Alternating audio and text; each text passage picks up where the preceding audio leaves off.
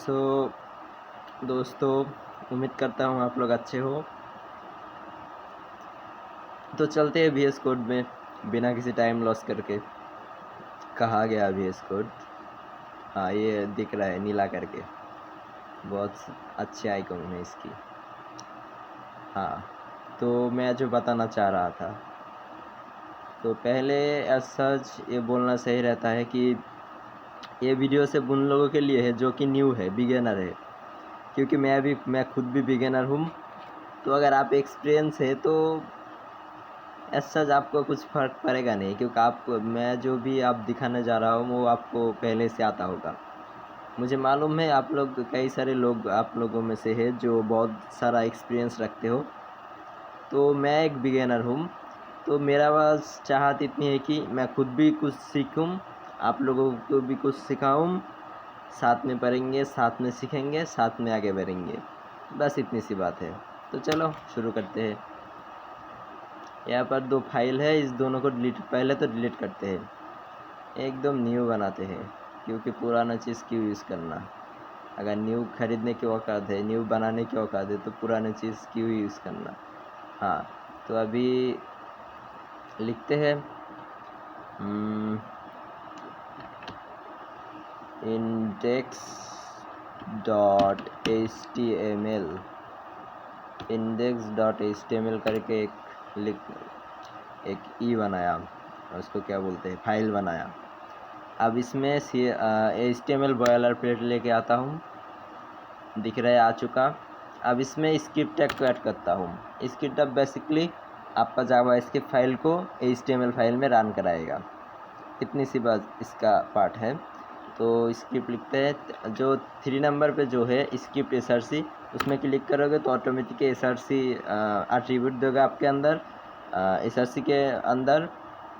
तो यहाँ पर आपकी जो JS फाइल है उसका पाथ देना पड़ता है। तो यहीं पर बना लेते हैं एक JS फाइल, index.js फाइल। तो बेसिकली मैं जो दिखाना चाह रहा था कि एक जो HTML एलिमेंट टैग है उसको हम JS की मदद से बार बार कैसे प्रिंट कर सकते हैं। सपोज़ आप लोग एक एग्जांपल लीजिए कि मैं आपको बोला कि एक हाई करके एक टेक्स्ट तुम H1 की मदद से 3 बार लिखो। तो तुम हमको बोलेगा कि ठीक है, एक बार कॉपी किया, हाई लिख कर एक बार एक HTML एलिमेंट टैग बनाया, उसके बाद उसको ही 2-3 बार कॉपी मार दिया, हो गया। तो ये तो गया 2-3 बार। अगर मैं बोलूँ कि 100 टाइम्स तुमको ये काम करना है, तुमको 100 टाइम्स इसको लिखना है, तो तुम क्या करेगा? तो तुम बोलेगा कि मेरे को तो थोड़ा टाइम दो भैया, मुझे तो थोड़ा तकलीफ़ होएगा, हम थोड़ा कष्ट करके बना लेते हैं। लेकिन अगर मैं कहूँ जो एक 100 टाइम प्लस और 100 टाइम तुम ये काम करोगे, तो आप उसके बाद आपको तो थक जाएंगे। तो इसके लिए हमारे पास JS में एक मेथड है जिसकी मदद से हम एक ही बार कोड लिखेंगे, सिर्फ एक ही बार लिखेंगे। उसके बाद हम सिर्फ उसको एक लूप की मदद से बार बार प्रिंट कराएंगे। तो ये बहुत ही आसान सा पड़ता है। तो पहले इंडेक्स में आता है, उसके बाद हम कुछ डेटा टाइप करेंगे। पहले तो वेरिएबल पढ़ लेते हैं।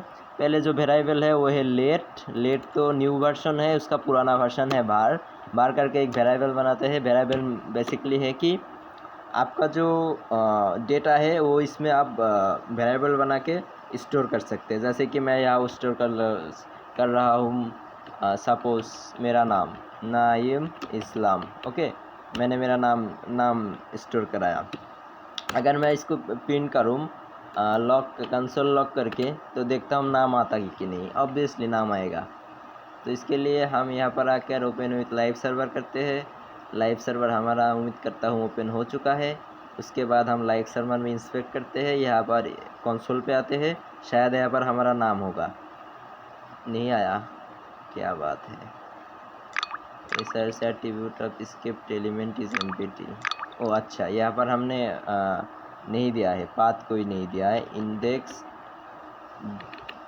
डॉट जेएस, HTML तो नहीं, JS है। इंडेक्स डॉट JS है। हाँ, index.js आ गया है। अब ये रन करेगा। हाँ, यहाँ पर मेरा नाम दिख रहा है, नाइम इस्लाम मेरा नाम है, यहाँ पर दिख रहा है। तो वेरिएबल में आप कोई भी डेटा स्टोर कर सकते हैं, इसमें कोई मसला नहीं है। उसके बाद और एक है लेट है, लेट करके एक लेता हूँ बी करके, उसके अंदर भी नाम ही प्रिंट कर देता हूँ NAYEM, नाइम। तो अगर मैं अब आपको बी प्रिंट करके दिखाऊँ, यहाँ पर मेरा नाम आ रहा है, बी बेसिकली आ चुका। और एक है कॉन्स्ट, जो कि कॉन्स्ट है, आप इसको चेंज नहीं कर सकते हैं। कॉन्स्ट सी करके अगर बनाऊँ, उसके अंदर अगर मैं मेरा नाम प्रिंट करता हूँ, सपोज नाइम इस्लाम करके सेव किया। अगर यहाँ पर सी कंसोल सी करेंगे तो हमको देखने को मिलेगा कि यहाँ पर नाइम इस्लाम आ चुका है, यहाँ दिख रहा है। तो बेसिकली var और let एक ही टाइप का वेरिएबल है, और कॉन्स्ट जो है उसको आप कभी चेंज नहीं कर सकते। सपोज़ आपको अगर दिखाऊं कि यहाँ पर आके आप अगर बोले कि बी समान बी इक्वल नाइम RK, ओके बोल दिया। अगर आप अब हम बी प्रिंट करें तो यहाँ पर नाइम RK लिख कर आ रहा है, कोई मसला नहीं। इसको हम इस बी की वैल्यू का अपडेट कर लिए। तो अब अगर यही बात हम सी के लिए ट्राई करें तो क्या होगा, सी कर देते हैं, सी को थोड़ा अपडेट करने की कोशिश करते हैं, अपडेट होगा क्या लगता है आपको, होगा? तो यहाँ पर अपडेट नहीं होता है। यहाँ पर बोल रहा है uncaught type error invalid assignment to const c, यानी कि आप कॉन्स्ट को आप चेंज नहीं कर सकते, इसके वैल्यू के ऊपर आपकी कोई दखल अंदाजी नहीं है, तो हम इसको चेंज नहीं कर सकते। तो अगर किसी चीज़ को आपको आप सपोज आपको कभी चेंज नहीं करना है, उसको आप कॉन्स्ट में रख सकते हैं, ये बेटर ऑप्शन होता है। तो मैं यहाँ एक्चुअली ये सब बताने के लिए नहीं आया हूँ, हम कुछ डेटा टाइप के बारे में पढ़ेंगे। जैसे कि कुछ डेटा टाइप है लेट ए समान अगर इक्वल अगर हम लिखूँ, अगर मैं यहाँ पर डबल कोट और सिंगल कोट में कुछ लिखता हूँ तो ये होगा स्ट्रिंग डेटा टाइप। इसके बाद अगर हम लिखेंगे लेट बी इक्वल, अगर हम कोई नंबर लिखेंगे तो ये होगा नंबर डेटा टाइप, यहाँ पर दिख रहा है नंबर डेटा टाइप। अगर इसके अंदर इसके बाद हम एक लिखेंगे let C equal true false क्या है, तुम सच बोल रहे हो या झूठ बोल रहे हो, सच है तो ये करो, झूठ है तो वो करो। तो ट्रू फॉल्स एक बूलियन वैल्यू है, तो ये दिख रहा है यहाँ बूलियन आ चुका। और अगर और एक वैल्यू है उसका नाम है एरे, अगर लेट डी करके मैं एक थर्ड ब्रैकेट दूँ, इसके मतलब ये एक एरे है, समझ गया। और एक है ऑब्जेक्ट करके लेट ई अगर करूँ, अगर डबल ब्रैकेट सेकेंड ब्रैकेट अगर यूज़ करूँ तो ये बेसिकली एक ऑब्जेक्ट डेटा टाइप है। अभी हम सब कुछ कंसोल करके देखते हैं क्या होता है। कंसोल करते हैं सी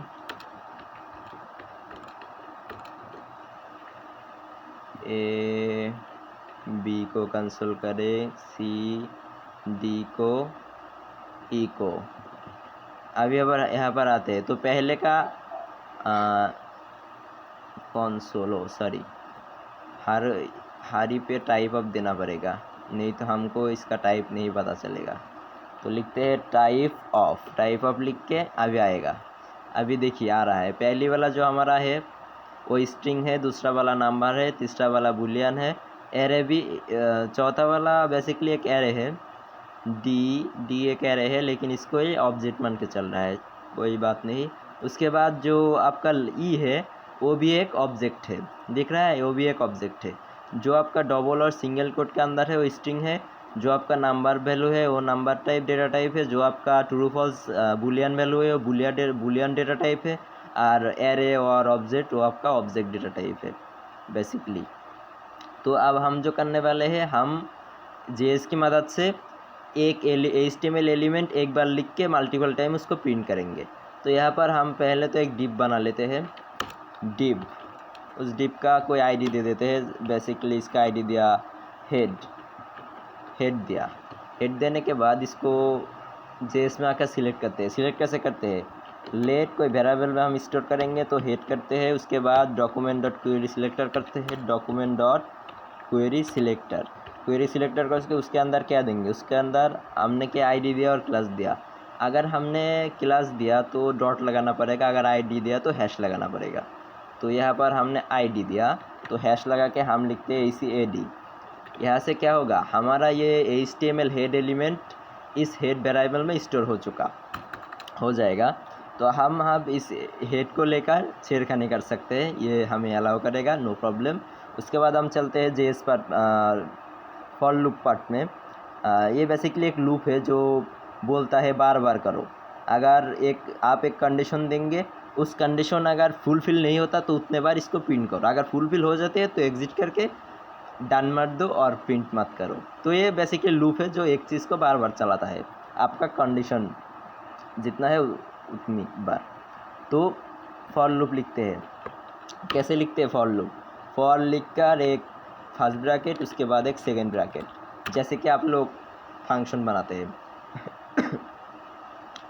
तो अब क्या करना पड़ेगा, आप पहले तो ये समझना पड़ेगा कि हमें एक और वेरिएबल की ज़रूरत पड़ेगा।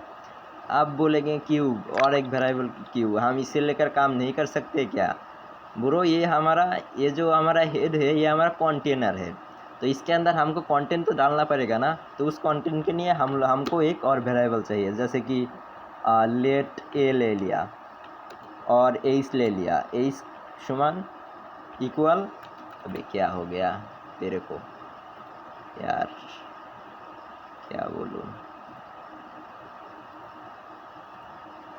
हाँ, अब लेट एस दिया, एस समान अगर हम ले एक ब्लैंक स्ट्रिंग ले, तो ये कहेंगे बेसिकली एक ब्लैंक वेरिएबल है, उससे ज़्यादा एज सच कुछ है नहीं। तो अब फिर से समझते हैं, हमारा जो डिप एलिमेंट बनाया था वो हमारा कंटेनर एलिमेंट है, उसके अंदर हमको कुछ कंटेंट डालना पड़ेगा, वो ऐसे ही तो कंटेंट नहीं आएगा। इस कंटेंट डालने के लिए हमने एक एज वेरिएबल बनाया है, जिसके अंदर हम कुछ नहीं, जस्ट एक ब्लैंक स्ट्रिंग दिया है, जो इस एज को ब्लैंक मार के चलेगा, ब्लैंक वेरिएबल मान के चलेगा। उसके बाद हम क्या करेंगे, इस एज को लेकर हम चलेंगे आगे। तो फॉर में आकर क्या करना पड़ता है, फॉर में बेसिकली फॉर आपको बोलता है कि पहले तो मेरे को एक इंडेक्स दो, उसके बाद मेरे इंडेक्स के साथ जो करना है करो, एक काम को एक कंडीशन दो, उसके बाद हम चलेगा। जितने टाइम तुम चलने को बोलेगा कंडीशन में उतने टाइम हम चलेगा। तो बेसिकली लेट इंडेक्स इक्वल 0 रहता है, यानी कि ये आप बोल रहे हैं कि 0 से स्टार्ट करो। यहाँ पर आप बोल रहे हैं कि मेरा इंडेक्स 0 है, 0 से स्टार्ट करो। लेकिन ये इंडेक्स थोड़ा बहुत ज़्यादा कॉम्प्लिकेटेड, बहुत ज़्यादा लॉन्ग नेम है, तो इसको शॉर्टकट करके बोला जाता है आई यानी इंडेक्स। जहाँ भी आपको आई दिखेगा आप बिल्कुल मत कन्फ्यूज होइएगा, ये आई मीन्स इंडेक्स। इंडेक्स क्या है, जो आपका कंटेंट है, कंटेंट का जो कंटेंट है उसको इंडेक्स बोलता है। तो अभी क्या करना है, अभी इस इंडेक्स को बोल दिया कि तुम्हारा जो वैल्यू है वो 0 है, तुम्हारा इक्वल है 0, तो इंडेक्स इक्वल अब 0 हो चुका। अब इस इंडेक्स को लेकर काम करना है। अब क्या करना पड़ेगा, अब हमको एक कंडीशन देना पड़ेगा। पहले तो हमको एक इंडेक्स का वेरिएबल बनाना पड़ता है, उसके बाद एक कंडीशन, उसके बाद उसको कितने बार चलाना है वो बोलकर हमको प्लस प्लस कर देना है। समझते हैं इसको। पहले आई लिखा, आई लिखने के बाद हम क्या लिखेंगे, आई लिखने के बाद अगर आई से बड़ा हुआ कितना, अगर आई से बड़ा हुआ 10, सपोज 10। अब बोलेगा 10 भैया तुम 10 क्यों लिखे, यहाँ आई क्यों लिखा, यहाँ ये ग्रेटर देन सिंबल क्यों यूज़ किया। तो मैं बोलूँगा भाई ये हमारा ई है, इसको क्या बोलते हैं, कंडीशन है। अगर आई से बड़ा होगा तुम्हारा नंबर तो ही चलेगा। अगर तुम आई से छोटा तुमको एलिमेंट दिए ही नहीं तो ये फिर नहीं चलेगा। तो फिर उसको चलने के लिए आई से बड़ा होना पड़ेगा, यानी कि इस 0 से बड़ा होना पड़ेगा। तो इसीलिए हमने एक कंडीशन दिया है कि आई से अगर बड़ा होगा 10 से छोटा, आई से बड़ा 10 से छोटा होगा तो उसको इतनी बार प्रिंट करो। तो ये कितनी बार प्रिंट होगा, वो इस 0 से 10 तक प्रिंट होगा। तो इसको चला कर देखते हैं। इसके बाद हमको आई प्लस प्लस बोलना है। ये जो आई प्लस प्लस है ये आपको हर जगह दिखेगा। मैं पढ़ा रहा हूँ तो भी दिखेगा, कोई और यूट्यूबर पढ़ा रहा है, खुद को यूट्यूबर कहना सही रहेगा क्या, अभी के लिए तो नहीं, जो भी हो सब आई प्लस प्लस करेगा, हर लूप में ये लगता है। उसके बाद हमको बोलना पड़ेगा कि एज के साथ हम क्या करेंगे। तो एज के अंदर हमको कंटेंट डालना पड़ता है। तो किसी वेरिएबल के अंदर अगर हम कुछ HTML अगर कंटेंट डालना चाहते हैं तो उसके लिए हमको प्लस, पहले तो प्लस देना पड़ता है, उसके बाद इक्वल लगाना पड़ता है। ये बेसिकली वेरिएबल के अंदर HTML डालने की जो प्रोसेस है वो यही से आता है। पहले हमको प्लस देना पड़ता है, उसके बाद इक्वल देना पड़ता है। ये क्या करता है, ये बोलता है कि ठीक है, I am available to you put my on my self HTML content, यानी कि ये बोल रहा है ठीक है मैं अब अवेलेबल हूँ, आप इस सिंबल की मदद से मेरे को अवेलेबल कर लिए, अब मेरे अंदर आप HTML लिख सकते हैं। तो इसके लिए हमको ऐसे ही हम डबल कोट से नहीं लिख सकते, ये थोड़ी दिक्कत है। ना ही हम सिंगल कोट से लिख सकते हैं, ना डबल कोट से लिख सकते हैं। ऐसा जो दिखेगा नहीं, अगर दिख भी जाता तो बहुत ही, अगर दूसरी लाइन में गया तो बहुत ही ज़्यादा प्रॉब्लम होगा। इसीलिए हमको HTML लिखने के लिए एक जो सिंबल यूज़ करना पड़ता है वो है बैकटिक। बैकटिक आपका जो टैब है उस टैब के ऊपर एक ई है सिंबल है, उसका नाम है बैकटिक। उसको क्लिक करेंगे ऐसे आएगा, ऐसे आएगा। उसके बाद आप क्या करेंगे, उसके बाद यहाँ पर आकर आप आपका HTML कंटेंट दे दीजिए। तो एज सच मेरा HTML कंटेंट रहेगा एक H1 होगा। उसके बाद इसको ऐसे, यहाँ आपको वो क्या बोलते हैं, सजेशन नहीं मिलेगा। JS में लिखने के वक्त सजेशन नहीं मिलता, वो HTML में मिलता है और JSX में भी। ठीक है, लिख लिया H1, यानी कि हमारा जो बिलोंग एज वेरिएबल था उसके अंदर हम एक एज टैग ले लिए, H1 टैग, हेडर टैग ले लिए। अब उसके अंदर कंटेंट डलेगा। क्या कंटेंट डलेगा, हाय दोस्तों करके, हाय दोस्तों करके कंटेंट दे दिया। यानी कि इस एज बिलोंग एक वेरिएबल था, उसके अंदर हम लोग ये प्लस और इक्वल सिंबल लगाकर उसको उसके अंदर HTML कंटेंट पुट कर दिया, लगा दिया। अब क्या करेंगे, अब ये जो हमारा हेड जो है ये तो एक बेसिकली एक कंटेनर है। डिप तो क्या है, डिप है एक कंटेनर। अब इस कंटेनर के अंदर कंटेंट तो डालना पड़ेगा। कंटेंट क्या है, हमने जो एज वेरिएबल बनाया था ये हमारा कंटेंट है।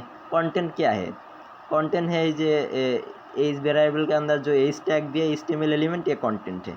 अब ये एज हेड जो कंटेनर है उसके अंदर हमको देना पड़ेगा। तो इसीलिए हमको बोलना पड़ेगा हेड के अंदर इनर HTML। इनर मतलब अंदर, आउट मतलब बाहर, इनर मतलब अंदर, इनर HTML मतलब HTML के अंदर। जो हमारा हेडर कंटेनर है इसका जो HTML है उसके अंदर इसको दे दो। तो इसके अंदर क्या दे दो, इसके अंदर इक्वल लगा के बोल देता हूँ H। जो हमारा हेडर है उसके अंदर उसके जो इनर HTML होगा वो होगा H, यानी कि हेड कंटेनर के अंदर अब H कंटेंट को अब डाल दो। अब क्या आएगा देखते हैं, आया।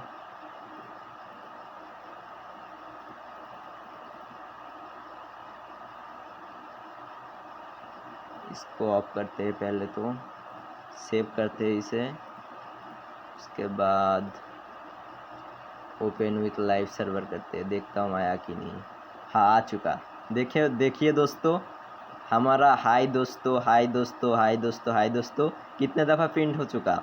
चलो काउंट करते हैं, 1 2 3 4 5 6 7 8 9 10। तो बेसिकली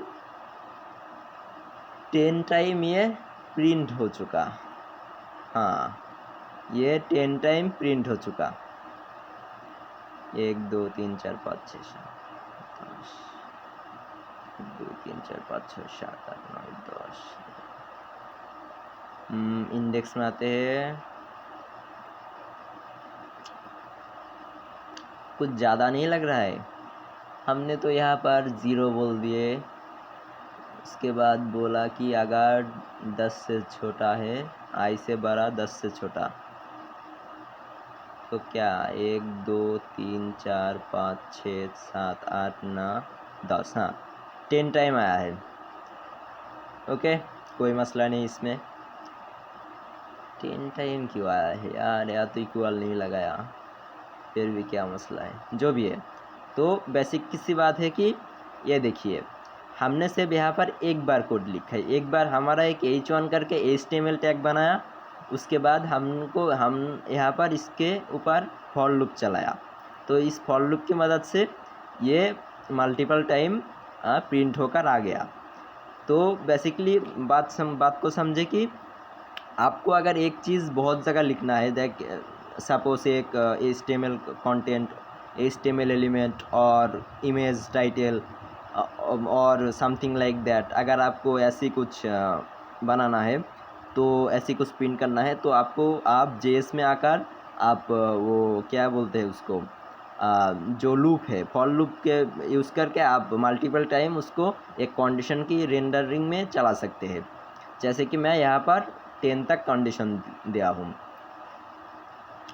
तो बेसिकली एक काम करते हैं, इसके अंदर हम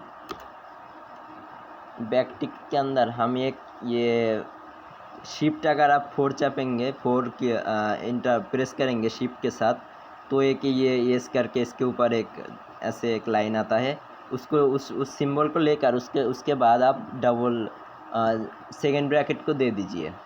तो इससे बेसिकली होगा क्या कि आप यहाँ पर कुछ भी डायनामिक लिख सकते हैं। जैसे कि अगर मैं इसको पहले तो देखिए कि शिफ्ट करके 4 को प्रेस करना है, उसके बाद आपको सेकेंड ब्रैकेट दे देना है, उसके बाद आप डायनामिक रेंडरिंग कर सकते हैं। इसके लिए आपको लिखना पड़ेगा आई। हम लिखा आई क्यों लिखा, क्योंकि आई हमारा इंडेक्स है। अगर हम आई लिखेंगे तो ही हमारा इंडेक्स दिखेगा, लेकिन अगर हम ये लिखेंगे तो नहीं दिखेगा, क्योंकि मेरा इंडेक्स का नाम आई है, ये तो कहीं है ही नहीं, तो आई लिखा। अब देखता हूँ इस इंडेक्स प्रिंट होता है कि नहीं। तो डॉक्यूमेंट में आता हूँ, देख रहे हैं दोस्तों, हमारा इंडेक्स प्रिंट हो चुका। हाय दोस्तों 0, हाय दोस्तों 1, हाय दोस्तों 2 3 4 5 6 7 8 9 10, हमारा इंडेक्स मल्टीपल टाइम प्रिंट हो चुका। लेकिन यहाँ जो समझने वाली बात है वो है कि नॉर्मली हम काउंट कहाँ से शुरू करते हैं, नॉर्मली हम काउंट शुरू करते हैं 1 से 1 से, लेकिन यहाँ पर जो JS का जो कॉन्सेप्ट है वो मानता है कि काउंट 0 से शुरू होना चाहिए, इसीलिए वो 0 से काउंट शुरू करता है।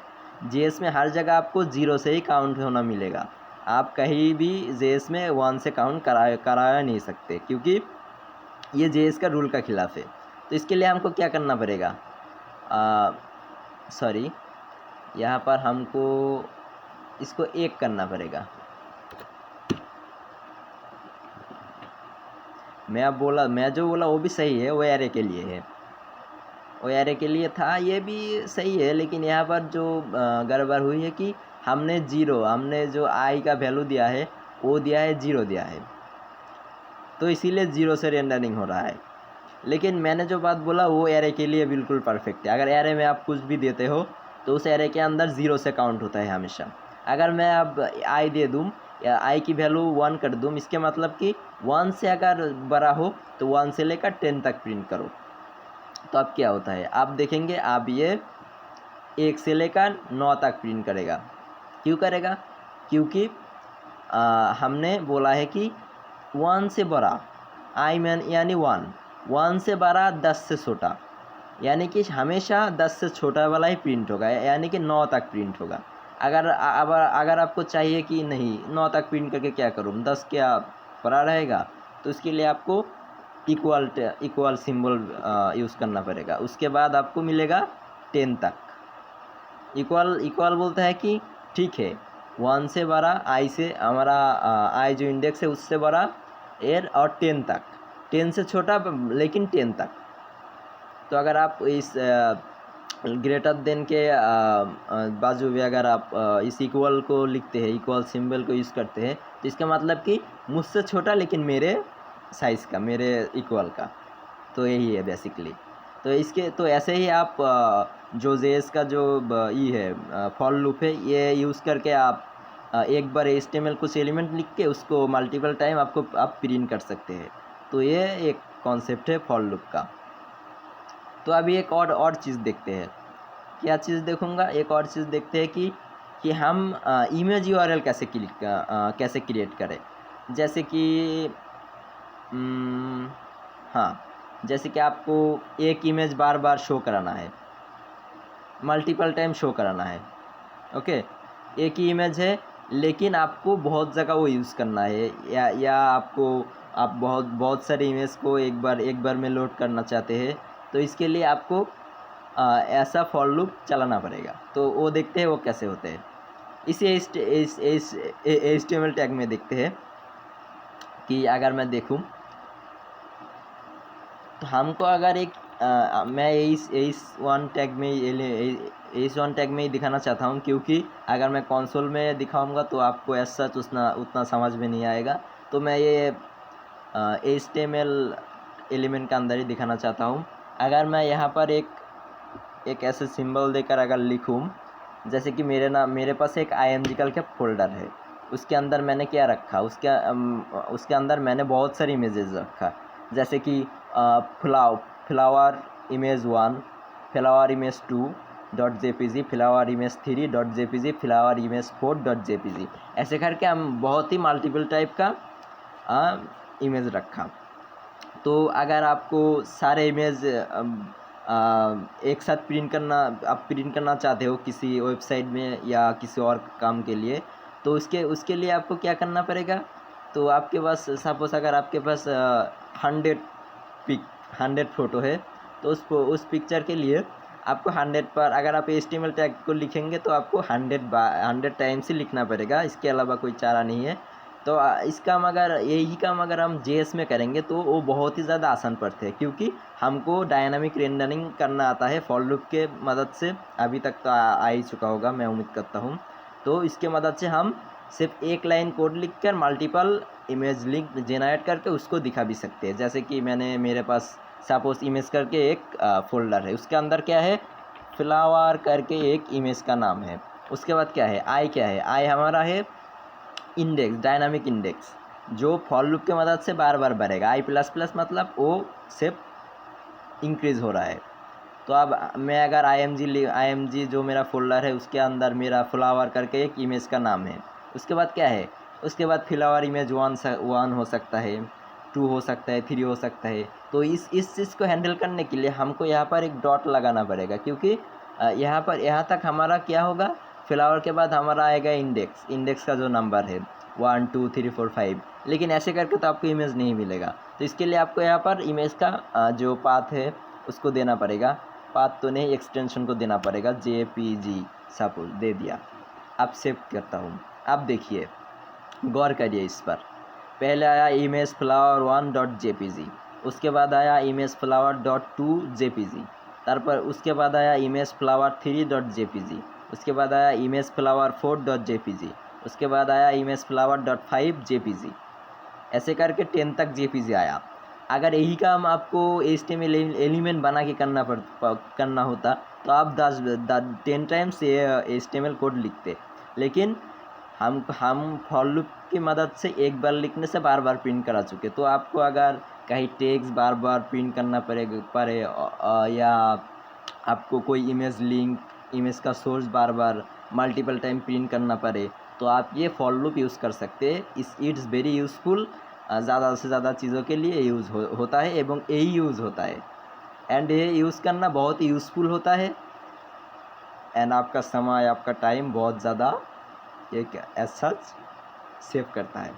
तो यही था आज का कॉन्सेप्ट। ये मेरा फर्स्ट वीडियो है। अगर अच्छा लगे तो लाइक कर देना और कमेंट भी कर देना यार, उसमें क्या है, ये तो चलता है। एक न्यू कोडर को आप लोग सपोर्ट नहीं करेंगे क्या। तो भाई लोग चलता हूँ, मिलेंगे अगली किसी वीडियो में। अगर ये वीडियो अच्छा लगता है तो फिर से बैक करेंगे, नहीं भी लगता है तो भी करेंगे।